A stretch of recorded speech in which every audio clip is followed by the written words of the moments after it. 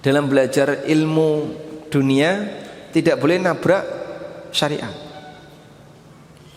Contohnya apa Pak?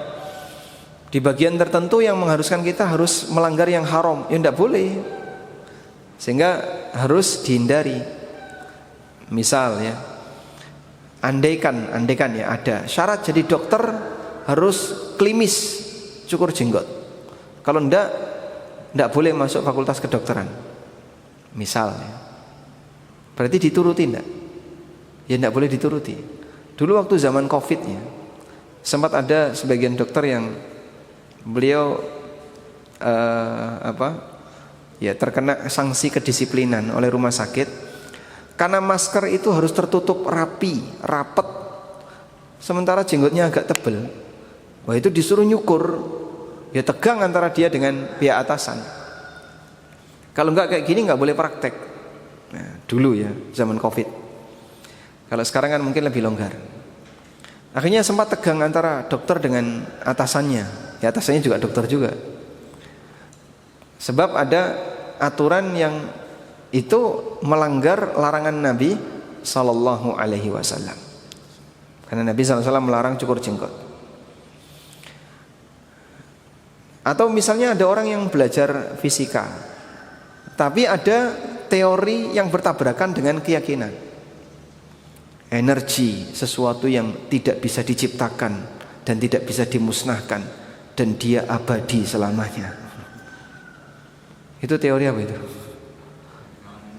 Teori energi ya. Benar nggak teori itu Pak? Ya? Bisa nggak energi itu berhenti Pak? Bisa. Bisa. Dalam satu kondisi di mana sudah tidak ada makhluk yang bisa mengeluarkan energi.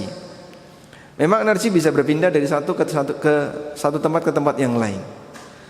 Sehingga dalam teori energi itu, kalaupun orang itu mati, nanti dia akan berubah jadi energi yang lain.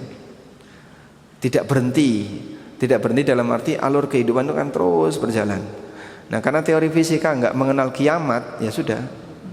Makanya dianggaplah bahwasanya terjadilah perputaran. Mereka sadar manusia mati, tapi setelah mati nanti akan dimakan oleh mikroba, lalu kemudian diserap oleh tanah dan menghasilkan bentuk yang berbeda.